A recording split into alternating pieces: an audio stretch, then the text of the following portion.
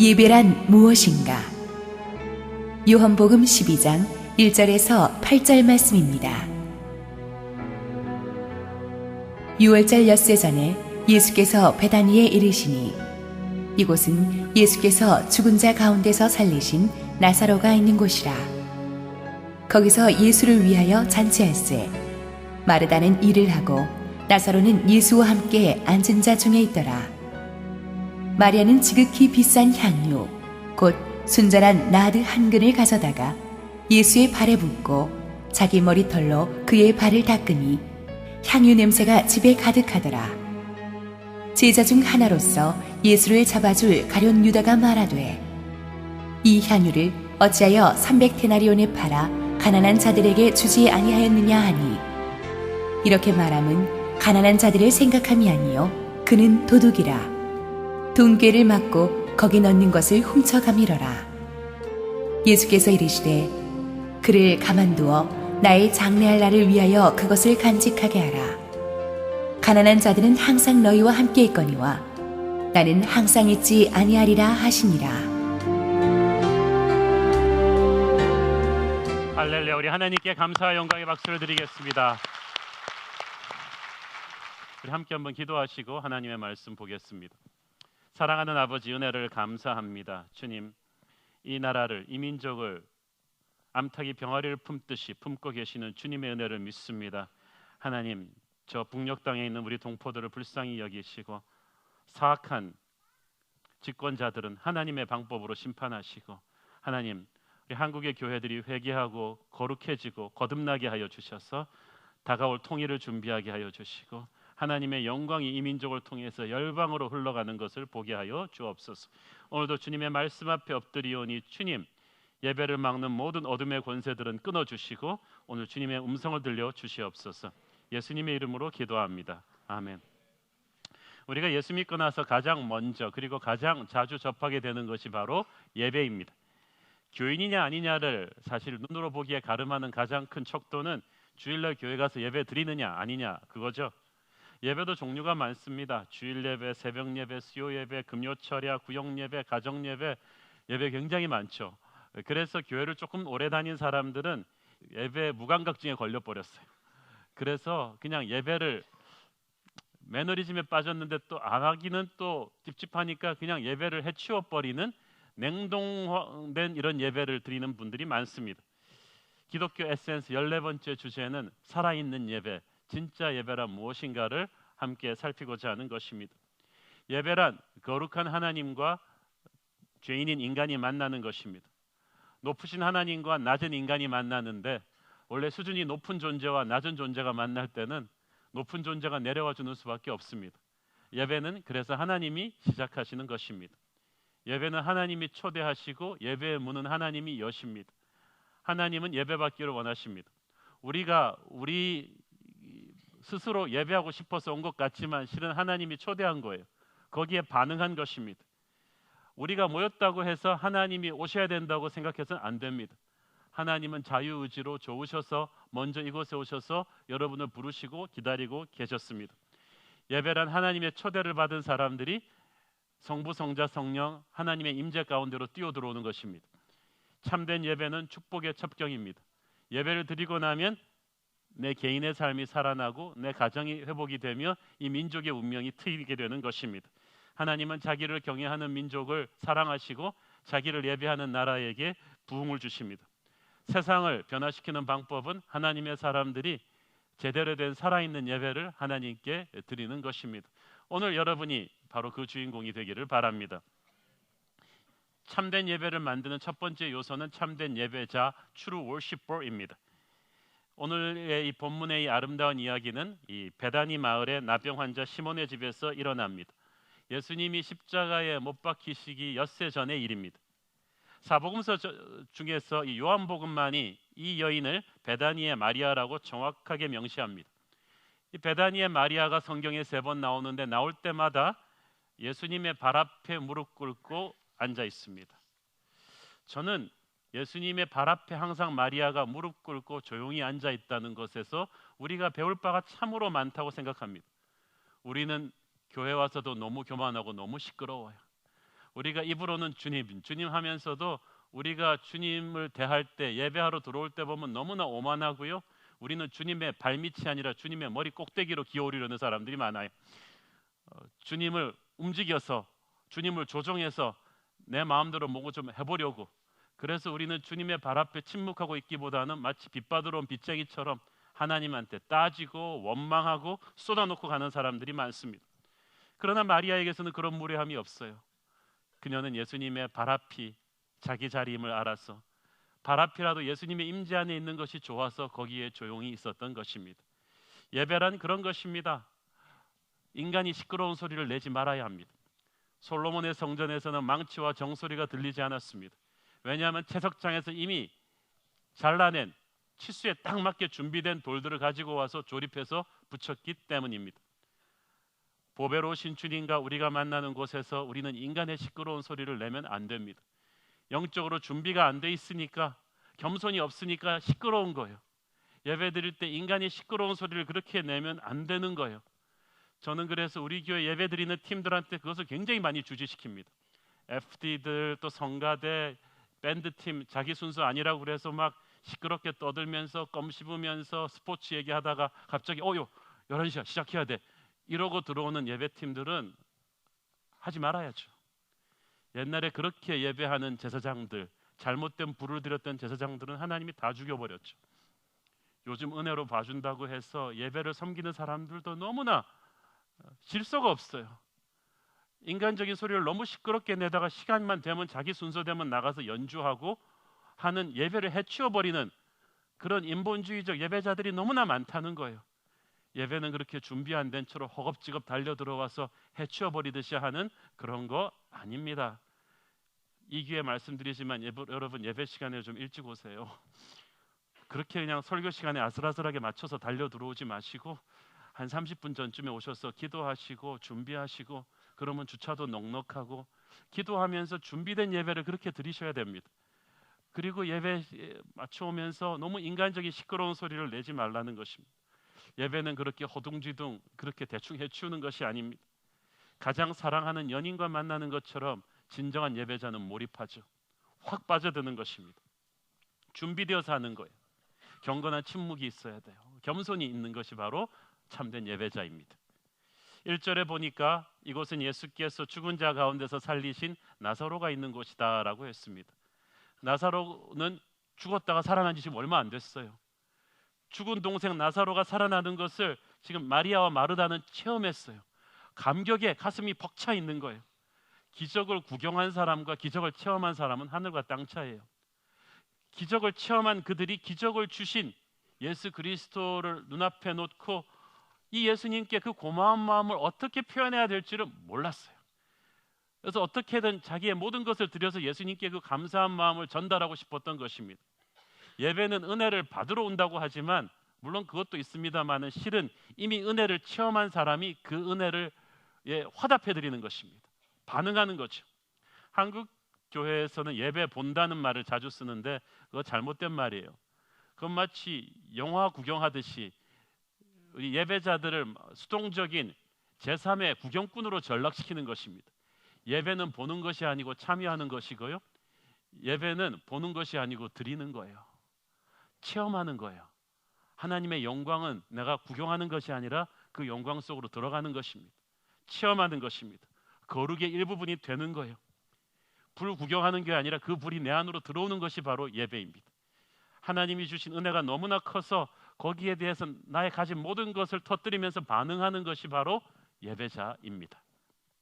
하나님은 참된 예배자를 찾으십니다. 하나님은 목사를 찾는 것이 아니고 장로를, 집사를 찾는 것이 아니고 예배자를 찾으십니다. 가난하고 겸손하고 목마른 심령으로 주님 앞에 나오는 예배자. 누구든지 하나님 앞에 나올 때는 먼저 예배자로 시작하는 것입니다. 이 예배자가 있다면, 하나님을 사랑하는 이 목마른 심령이 있다면 장소는 상관이 없어요. 아브라함은 어느 곳에든지 단을 쌓고 예배를 드렸어요. 바로 그 전날까지 이방 신들이 춤을 추던 그 이방 신전이 있던 곳에서 아브라함이 예배를 드렸어요. 여러분, 예배는 하나님과 사귀는 거거든요. 데이트하는 거예요. 장소가 상관이 없어요. 시간이 상관이 없어요. 사랑하는 사람과 항상 만나듯이 우리는 언제 어디서든지 차 안에서든지 걸을 때든지 산책하든지 다 우리는 하나님과 사귐을 가질 수가 있는 것입니다. 그렇게 항상 24시간 하나님과 함께 사귀는 사람이 바로 이 자리에서도 파워풀한 예배를 드릴 수가 있는 거예요. 오늘 이 예배는, 성경에 나오는 이 파워풀한 예배는 베다니 마을의 뭉둥병자 시몬의 집에서, 너무나 평범하고 가난한 집에서 일어났어요. 성경에서 나오는 엄청난 예배는 거의 다 성전에서 드려진 예배가 별로 없었어요. 뜻밖의 장소에서 터진 거예요. 예배하는 장소가 그렇게 중요하지 않습니다. 학교도 좋고 카페도 좋습니다.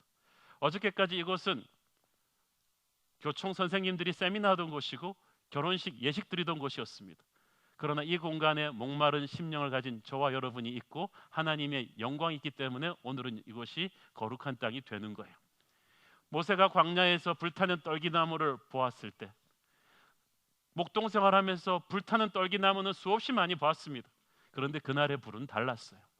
꺼지지 않는 불이었어요. 그 지극히 평범한 현상이 하나님의 불이 임하니까 지극히 엄청난 현상으로 바뀌는 거예요. 예배란 그런 것입니다. 지극히 평범한 것인데, 늘 듣는 성가 같은데, 늘 듣는 설교 같은데 어느 순간에 하나님의 영광이 거기에 탁 기름 붓는 거예요. 그 순간에 임재를 느끼는 것입니다. 능력을 느끼는 것입니다. 예배란 하나님의 임재거든요. 장소가 상관이 없어요.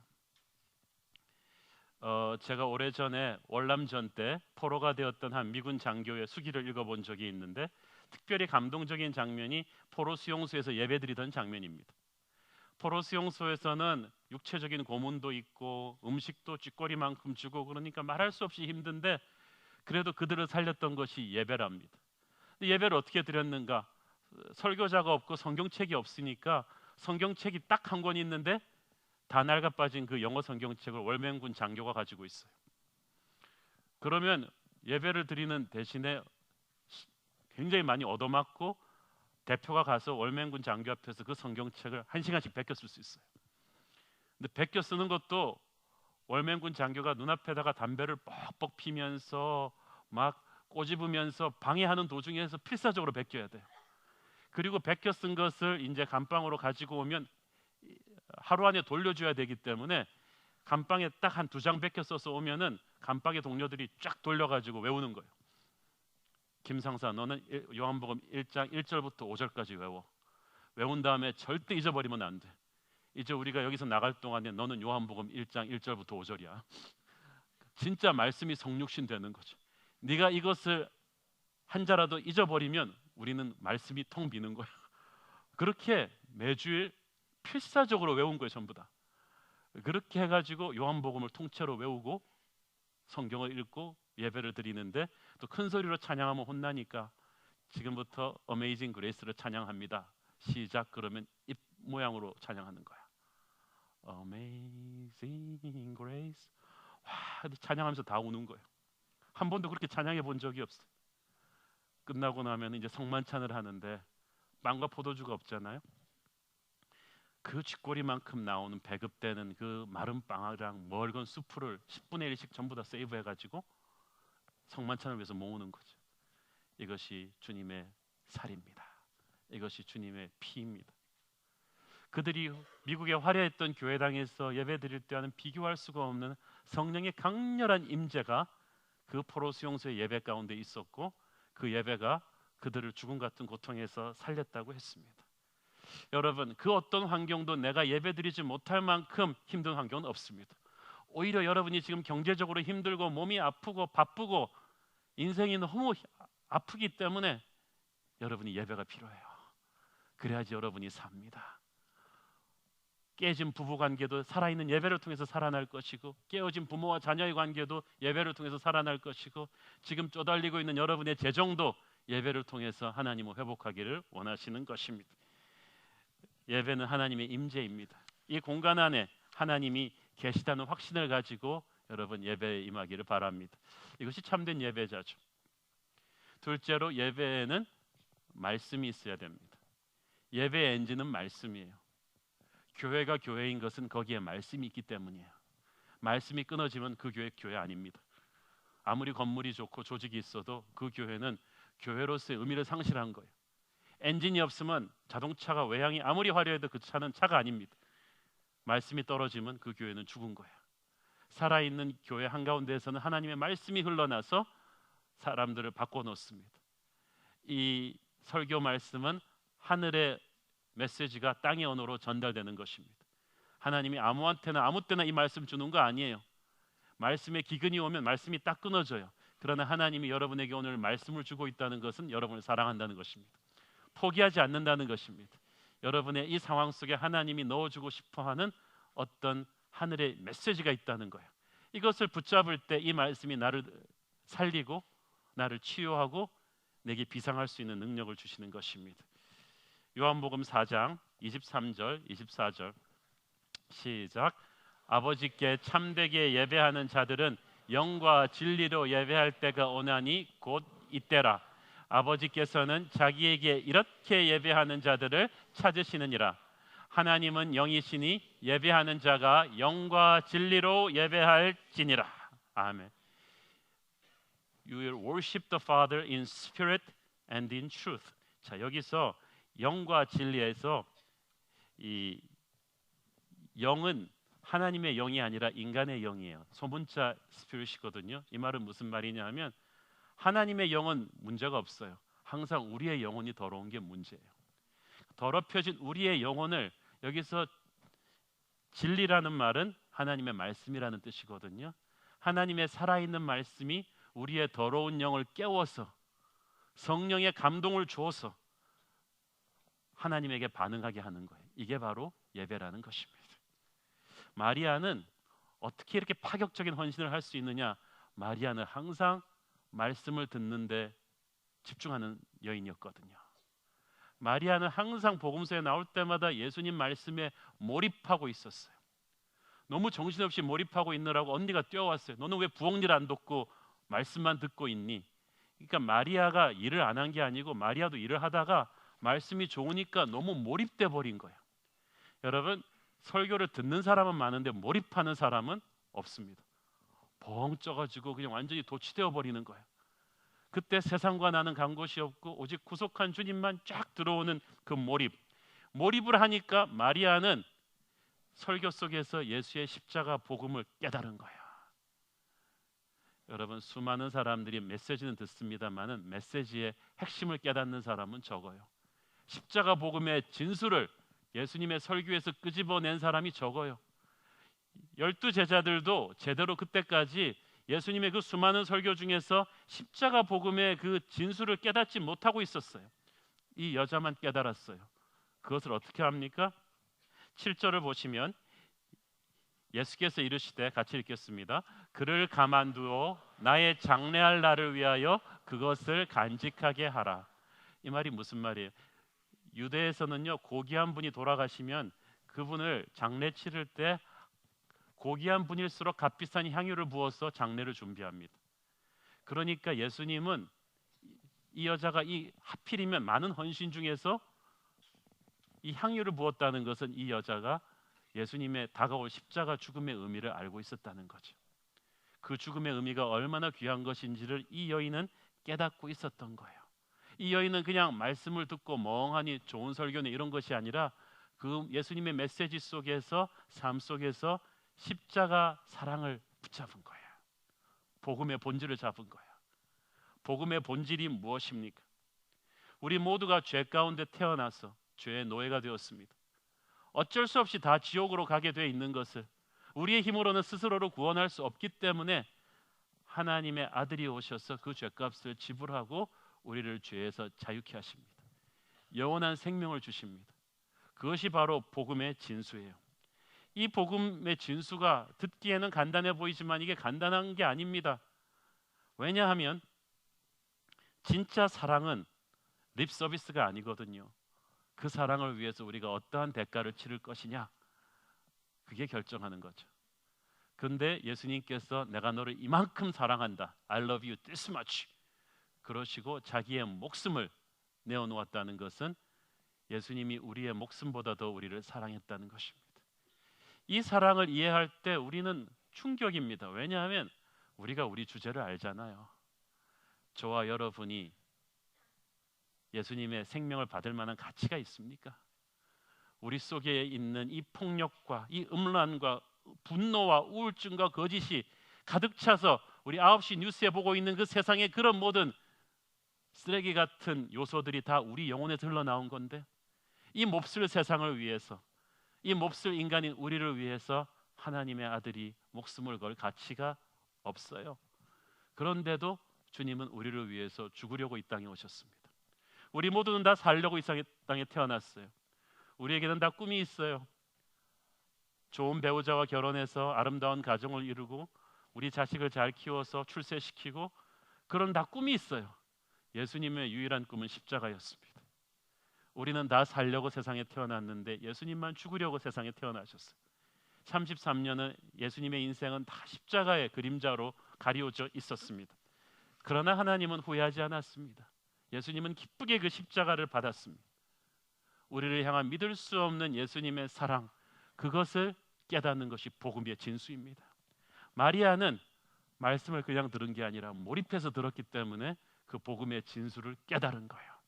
나를 향한 예수님의 그 엄청난 사랑을 깨닫고 부서질 때 참된 예배자의 헌신이 그때부터 시작되는 거예요. 이걸 깨닫지 못한 사람한테 의무감으로 교회를 시키기 참 어렵습니다. 집사님 일찍 나와서 주차 봉사하세요. 이거를 십자가 복음을 깨닫지 못한 사람한테 시키기가 너무 어렵습니다. 중요한 거는 말씀을 통해서 이 복음을 깨달아야 돼요. 나를 향한 사랑을 깨달아야 돼요. 그래야 예배에 정말 중요한 요소인 제물을 드릴 수가 있습니다. 예배에는 제물이 있어야 돼요. 마리아는 자존심을 깨고 그 남존여비 사상이 심한 그 당시 사회에서 남자들로 가득 찬 방에 들어왔습니다. 옥합을 깨뜨리고 한 근이나 되는 아주 이 값비싼 나드 향유를 예수님에게 부었습니다. 이 정도 되는 나드 향이면요, 적어도 300데나리온, 우리 돈으로 지금 3천만 원 이상의 시가입니다. 굉장히 비싸죠. 그 당시 1년 노동자 연봉입니다. 그 정도 향수라면은 샤넬 넘버 5 원액을 이만큼 갖고 와서 그냥 한순간에 깬 거예요. 근데 마리아가 결코 부자가 아니거든요. 아마 이 정도 향수를 장만하기 위해서는 마리아가 가지고 있는 은행 계좌를 다 비웠을 것입니다. 전 재산을 다 턴 파격적인 헌신을 한 거죠. 이 본문을 보니까 이 향유가 마리아가 찔끔찔끔 낸 게 아니라 터져서 완전히 온 집안의 냄새가 진동했다고 했습니다. 마가복음에 보면은요, 이 예수님의 머리에서부터 향유가 부어 내려왔다 그랬어요. 저희 교회가 이번에 그 임직자 리트릿 갔을 때 한 공동체 팀에서 연극을 했는데 바로 이 본문을 가지고 했거든요. 근데 그 연극에 출연하신 그 마리아 역 맡은 집사님이 향유를 깰 때 이마에다 대고 탕 깨더라고요. 그런데 그거 성경적인 거예요. 진짜 이마에서 깼으니까 예수님의 머리에서부터 이렇게 쫙 흘러내렸죠. 그래서 발까지 흘러내린 것을 마리아가 닦은 것입니다. 정말 요즘 스탠다드로도 파격적인 행동이죠. 예배는 경건하게 드리는 것이지만 동시에 이렇게 파격적으로 터뜨리는 거예요. 역동적으로 드리는 거죠. 이것은 판에 잘 짜여진 그 당시 율법이 말하던 잘 드리는 예배의 교과서가 아니었어요. 그런데 교과서대로 하면 재미없잖아요. 예배에는 질서가 있지만 교과서에 나오지 않는 나만이 할 수 있는 최고의 파격이 있어야 되는 거예요. 터뜨리는 거거든요. 표현하는 거거든요. 펄펄 뛰는 거거든요. 하나님은 역동적인 분이세요. 오순절 다락방에서 하나님은 역동적으로 하나님의 성령의 바람이 급하고 강한 불처럼 바람처럼 막 왔다 그랬잖아요. 예수님은 얼마나 역동적인 분이십니까? 에덴 동산에서 하나님은 막 거니셨다고 왔다 갔다 하면서 막 아담을 기다리셨다고 했어요. 예수님은 제자들을 만나러 물 위에서 배에서 이쪽까지 오는 걸 기다리지 못하고 막 물 위로 막 뛰어가셨어요. 역동적인 하나님. 하나님은 그렇게 파격적으로 우리를 사랑할 때 격식을 따지지 않고 사랑에 빠지는 왕자가 왕궁의 격식을 따지지 않고 사랑하는 것처럼 그렇게 파격적으로 우리를 사랑하셨습니다. 아까 제가 예배 드릴 때는 인간의 소리를 내지 말라고 했지 하나님께 반응하는 소리를 내지 말라 그런 건 아니에요. 예배는 그렇다고 해서 죽은 무덤같이 정적 속에 드리는 게 아닙니다. 하나님의 은혜에 터뜨리는 파격적인 외침은 있어야죠. 펄펄 뛰면서 눈물을 흘리면서 기뻐하면서 찬양하면서 저는 이런 좀 펄펄 뛰는 청년 찬양 예배가 좀 우리 교회도 만들었으면 하는 그런 마음이 있습니다. 이게 살아있는 예배죠. 마리아는 지금 큐시트 없는 걸 한 거예요. 그냥 옥합을 그냥 드리려고 왔다가 그냥 깨버린 거예요. 그 순간에 자신이 드릴 수 있는 최고의 것을 아낌없이 그냥 드린 거예요. 왜냐하면 이 마음을 주체할 수가 없는 거예요. 너무 좋아서 눈물 콧물 다 흘리면서 내게 주신 그 십자가 사랑이 너무 커가지고 마리아는 큐시트에 없는, 교과서에 나오지 않는 파격적인 드림을 팡 해버린 거지. 이게 정상적인 사람이 좀 하는 게 아닙니다. 완전히 예수님한테 흠뻑 가버린 사람이 하는 거지. 몰입한 거예요. 마리아는 향유만 부은 것이 아니라 자기 머리털로 예수님의 발을 닦았다고 했습니다. 여인에게 있어서 이 머리가 얼마나 소중합니까? 우리나라 대한민국 여성들이 이 미장원에 가서 머리에 블리치하고 드라이하고 린스하고 샴푸하고 파마하고 무스하는데 드리는 돈은 우리나라 1년 국방 예산이죠. 엄청나게 정성을 쏟는 여인의 자랑이요 영광 같은 그 머리를 마리아는 예수님의 발을 닦는 걸레로 쓰면서 자기 1년 가난한 그녀의 모든 전 재산을 털어놓은 향유를, 남들은 요만큼씩 쓰는 향유를 예수님의 머리서부터 확 부어버리는 그 파격, 그 충격, 정말 무리한 거죠. 오버한 거죠. 이 엄청난 예배는 무슨 뜻입니까? 마리아는 복음의 진수를 깨닫고 있었어요. 우리를 사랑하기 위해서 하나님께서 자신의 베스트인 예수 그리스도의 생명을 주었다는 것을 마리아는 알고 있었어요. 이분이 하나님의 아들이며 엿새 후에 이분이 십자가에서 돌아가심으로 온 인류를 살릴 것이라는 그것을 마리아는 알고 있었기 때문에 자신을 위해서 베스트를 드리면서 I love you this much 하는 하나님에게 자신도 가진 모든 것을 허겁지겁 팍 터뜨리면서 주님, 저 가진 것 얼마 안 되지만 나를 위한 당신의 사랑에 나도 이렇게 화답합니다. 나도 이렇게 주님을 사랑합니다. 예수님은 이 마음을 읽으시고 감동받으신 거예요. 이 12제자가 아닌 어떻게 이 마리아에게서 이런 믿음의 고백이 나왔겠습니까? 12제자는 그토록 공들인 12제자는 마지막 순간까지 누가 오른편 왼편에 앉아서 한자리 할 것인가를 다투고 있는데 이 여인이 자기 예수님이 이 땅에 오신 의미를 알고 있는 거예요. 그 십자가 사랑의 넓이와 높이와 깊이를 알고 반응하고 있는 거예요. 외롭고 힘드셨던 예수님이 눈이 번쩍 뜨이셨어요. 감동하셨어요. 예배는 하나님을 감동시키는 거예요. 보통 예배는 하나님이 우리에게 은혜를 주심으로써 시작합니다. 그래서 사람들이 예배는 그냥 우리가 와서 은혜 받는 자리라고 생각하는데요, 중요한 후반전이 빠졌어요. 예배의 또 하나의 중요한 축은 받은 은혜에 대한 우리의 반응입니다. 그게 드림입니다. 제물을 영어로 offering이라고 하는데 그 말은 헌금이라는 뜻이기도 해요. 드린다는 뜻이죠. 예배는 드림으로써 완성이 되는 것입니다. 드릴 때 아무거나 드리는 거 아니에요. 우리가 드린다고 하나님이 다 받으시는 거 아닙니다. 쓰다 남은 물건이나 재능이나 시간으로 대충 드리는 게 아닙니다. 내가 하나님과 나만이 아닌 내가 가지고 있는 최고를 지금 이 순간 가장 기쁜 마음으로 계산기 두드리지 않고 파격적으로 깨버리는 거죠. 이 재물은 물질만 말하는 것이 아닙니다. 여러분에게 주신 재능, 시간, 마음의 자세 다 하나님께 드리는 재물이에요. 그래서 적당히 드리는 예배는 보배로우신 주님을 모독하는 것입니다. 오늘 예배를 섬기기 위해 여러분은 각자 다른 부서에서 섬기셨어요. 저를 감동시키는 예배자들이 우리 교회에 많습니다. 제가 아침 7시 좀 넘어서 들어오는데 저보다 일찍 와서 주차장에서 담배꽁초 줍고 계시는 우리 주차위원들, 그분들은 우리가 월급 주는 분들 아닙니다. 60이 넘으신 사장님들이고 세상에서 열심히 존경받는 분들인데 영하 15도 때도 와서 담배꽁초 줍고 계십니다. 그분들의 예배는 그때부터 시작된 거예요. 누가 시키지 않았습니다. 옥합을 깨는 거죠. 그냥 주차 봉사만 기계적으로 해도 되는데 이거 다 담배꽁초 줍고 쓰레기 줍고. 여러분, 그런 주차위원들한테 여러분 차 주차하면서 불평불만 대들지 마세요. 누구는 성골이고 누구는 진골이라서 누구는 예배 시간에 늦게 와서 주차하면서 불평하고 누구는 아침 7시에 와서 오후 4시까지 있으면서 담배꽁초 주우면서 섬깁니까? 주님의 십자가 은혜는 똑같이 받아놓고 어떻게 반응하는 건 그렇게 다를 수가 있겠습니까? 저는 성가대를 섬기는 분도 마찬가지고 저는 설교로 예배를 섬기죠. 저는 이 설교에서 옥합을 터뜨리는 설교를 해야 됩니다. 교회가 좀 컸다고 해서 설교를 오래 했다고 해서 그냥 대충 해치워 버리는 것은 나를 향한 주님의 십자가 사랑을 모독하는 것입니다. 저는 그것을 스스로 용서해서는 안 됩니다. 성가대 연습도 마찬가지죠. 제가 항상 성가대에게 요구하는 것은 영으로 찬양하기를 바란다는 것입니다. 기업체 인터뷰 시간도 안 얻으면서 허겁지겁 달려와서 대충 연습하고 기도하지 않은 마음으로 대충 부르는 찬양은 옥합을 깨는 게 아니죠. 그건 주님을 모독하는 거죠. 우리 성가대 중에는 그런 분 한 분도 없을 거예요. 안내팀도 마찬가지고 우리 주일학교 예배가 요즘 얼마나 뜨거운지 몰라요.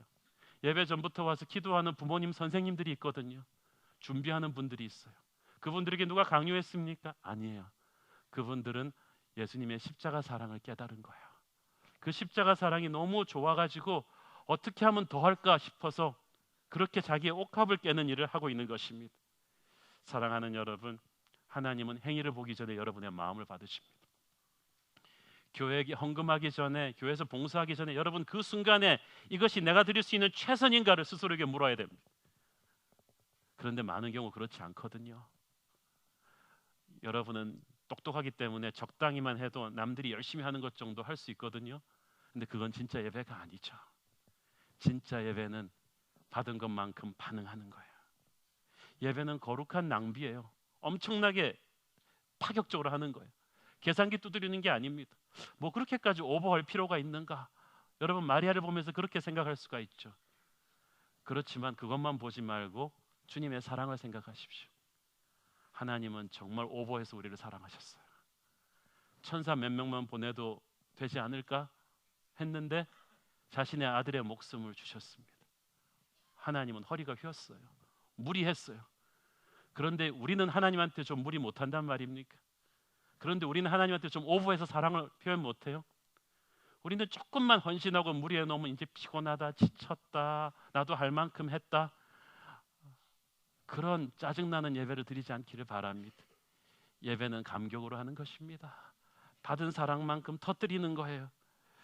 저는 매주 설교가 옥합을 깨뜨리는 이 여인의 심정으로 할 수 있게 되기를 바랍니다. 여러분의 매주 헌금이, 봉사활동이 옥합을 깨는 그런 것이기를 바랍니다. 옥합을 깨서 그 비싼 향유를 주님한테 다 드리는 것은 하나님이 주신 은혜가 최고라는 걸 인정해 드리는 거죠. 그의 이름에 합당한 칭찬을 해드리는 것입니다. 이걸 행동으로 선포하는 거예요. 하나님, 당신이 주신 은혜가 최고입니다. 그게 찬양이에요. 찬양은 하나님을 칭찬해 드리는 거거든요. 하나님을 하나님으로 인정하는 것입니다. 이건 정말 최고다. 더 이상 그럴 수가 없다. 진짜 찬양은 노래 잘하는 게 아니고 이 드림이 진실할 때 오는 거예요. 엑기스를 뽑아낼 때, 하나님이 우리에게 주신 최고의 사랑에 내가 가진 최고를 가지고 화답할 때 불꽃이 튀는 거죠. 이것이 예배입니다. 이렇게 우리가 예배하고 찬양할 때 하나님의 임재가 나타나는 것입니다. 자, 그런데 이 예배를 방해하는 예배 킬러가 있어요. 4절부터 5절까지 함께 읽어보겠습니다. 시작. 제자 중 하나로서 예수를 잡아줄 가룟 유다가 말하되 이 향유를 어찌하여 300데나리온에 팔아 가난한 자들에게 주지 아니하였느냐 하니. 자, 보세요. 6절에서 요한은 그렇지만 이 유다가 실은 어떤 사람이었는지를 보여주죠. 6절 같이 읽겠습니다. 시작. 이렇게 말하면 가난한 자들을 생각함이 아니요 그는 도둑이라 돈괴를 맞고 거기 가는 것을 훔쳐감이니라. 자, 보세요. 유다의 주장이 표면적으로는 아주 그럴싸합니다. 300데나리온, 3천만 원이나 되는 향수를 꼭 지금 이렇게 깨뜨릴 필요가 뭐가 있냐? 이거는 대형교회 낭비다. 이걸 가지고 가난한 자들에게 구제헌금으로 쓰면 좋지 않겠느냐 하는 굉장히 사회주의적인, 듣기에는 굉장히 그럴듯한 발상입니다. 그러나 유다가 진짜 가난한 자들을 돕는 사람이었는가 하면 그렇지 않았다는 거죠. 그걸 나중에 요한은 알게 되죠. 실은 회계를 맡고 있다가 고양이에게 생선 맡겨놓은 격으로 살금살금 자기가 훔치던 사람이었다. 그런데 자기가 어떻게 구린 부분이 있으면요, 역으로 그 돈 부분에서 자기가 구리니까 그것을 오히려 역으로 남을 공격하는 데 씁니다.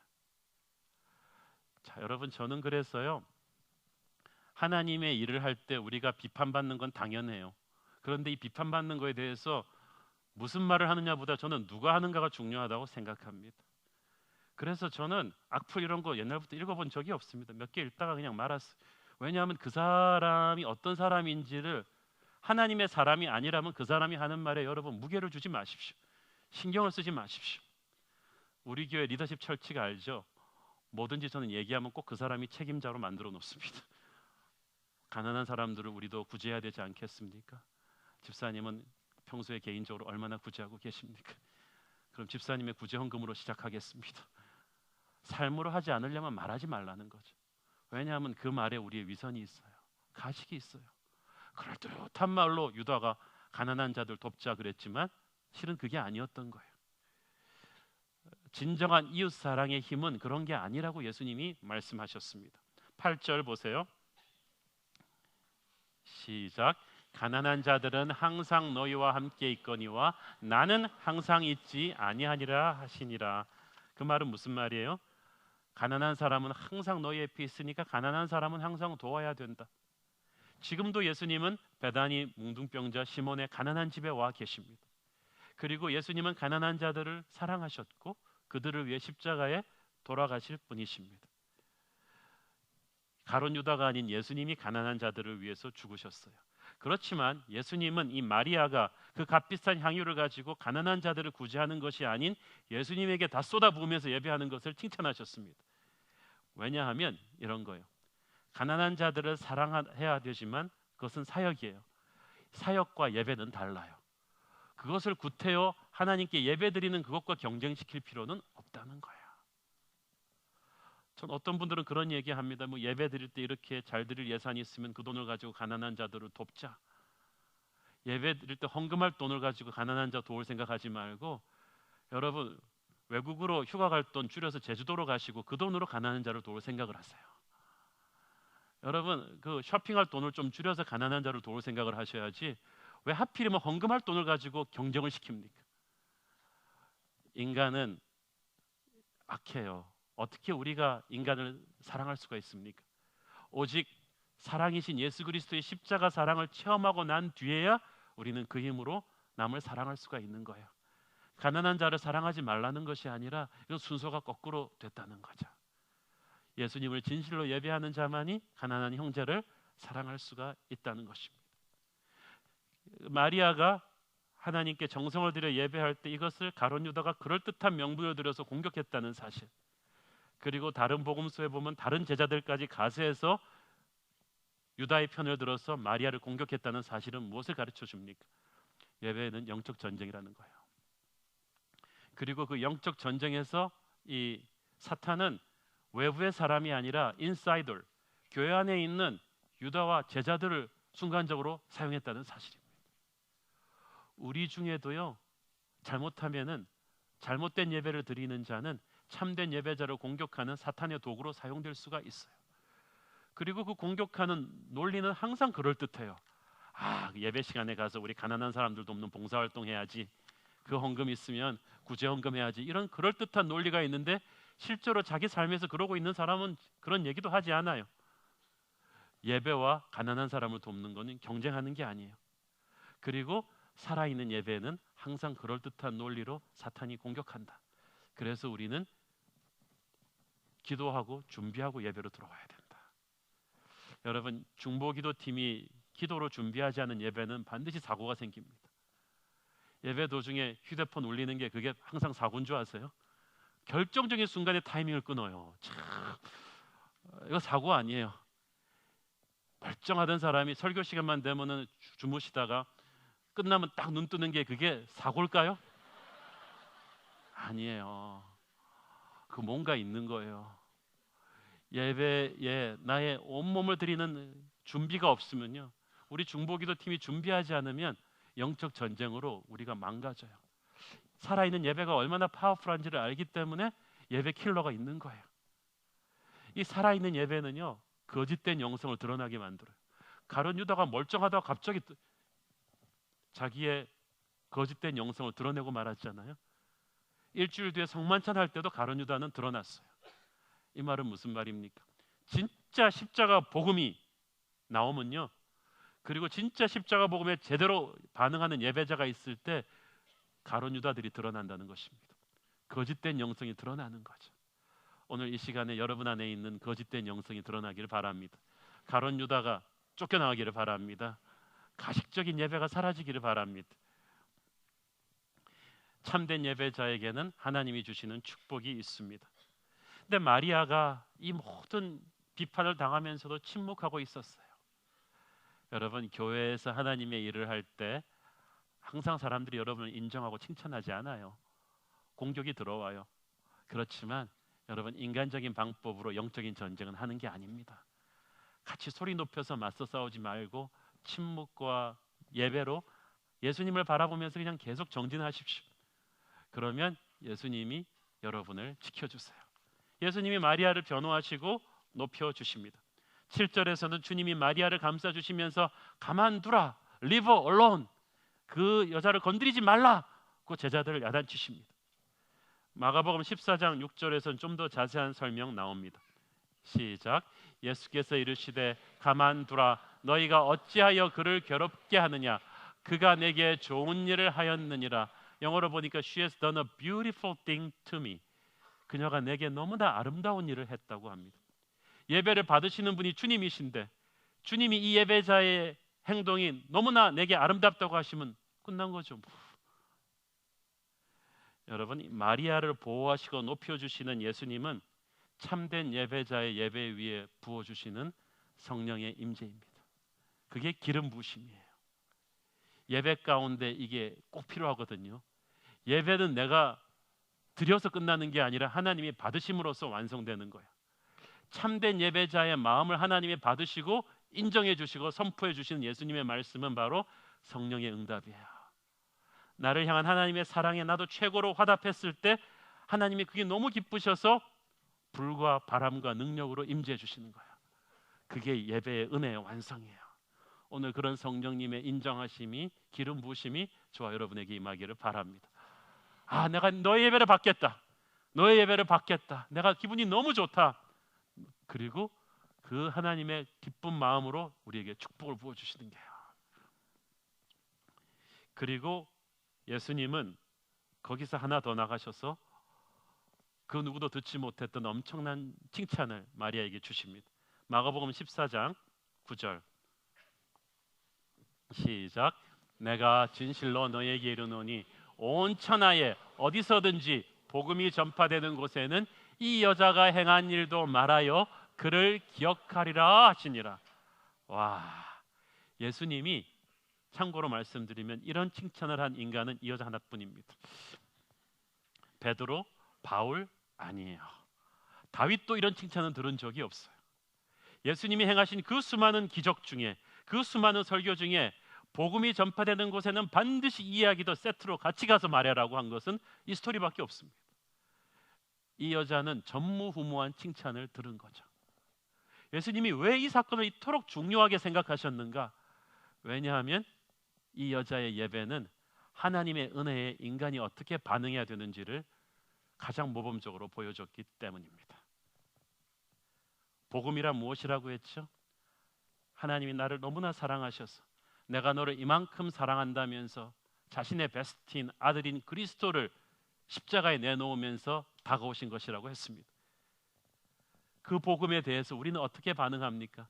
저도 주님을 그만큼 사랑하고 싶습니다 하면서 내가 가진 모든 것을 정신없이 계산기 두드리지 않고 완전히 몰입해서 눈물콧물 다 흘리면서 팡 쏟아내는 게 바로 예배예요.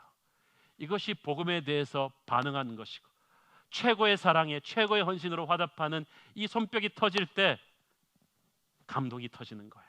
거기에 부흥이 임하는 거예요. 능력이 임하는 거예요. 변화가 임하는 거예요. 축복이 임하는 거예요. 그것이 바로 살아있는 예배입니다. 예배는 반응이거든요. 하나님의 베스트에 나의 베스트를 가장 즐겁게, 가장 열정적으로 계산기 두드리지 않고 몰입하면서 쏟아낼 때, 이런 예배를 드리고 나면 기분이 좋아지는 게 아니라 인생이 변합니다. 여러분은 예배에서 은혜 받았다 그러면 기분이 좋아지는 걸로 또 생각하죠. 아, 오늘 예배 좋았어. 그게 아니에요. 인생이 바뀌어요. 그 불타는 떨기나무에서 하나님을 예배하기 전까지 모세는 허리 휘어진 80대 노인에 불과했는데 살아있는 하나님을 만나고 나니까 지팡이 하나 쥐고 가서 이집트를 덜덜 떨게 하며 200만 민족을 이끌어내는 지도자가 됩니다. 살아있는 예배를 드리고 나면 여러분이 바뀔 거예요. 여러분의 자녀가 바뀔 거예요. 이 민족의 운명이 바뀔 거예요. 통일이 올 거예요. 하나님의 은혜가 우리 민족을 통해서 열방으로 가는 역사가 일어나게 될 것입니다. 살아있는 예배를 체험한 사람은 야, 예배 좋았지가 아니라 나 이제 이렇게 못 살겠어. 나 이제 하나님의 쓰임을 받겠어. 헌신자가 되는 것입니다. 오늘 저와 여러분이 이런 예배자로 거듭나게 되기를 축원합니다. 나 중심이 아니라 주 예수의 이름을 높여드리는 그런 예배자가 되십시오. 기도합시다. 사랑하는 아버지, 은혜를 감사합니다. 자신만을 보면서 살아왔던 우리, 예배를 통해서 하나님을 조정하려 했던 우리가 이제 하나님 앞에 항복합니다. 주님의 이름을 높여드립니다. 영광 받아 주시옵소서. 예수님의 이름으로 기도합니다. 아멘.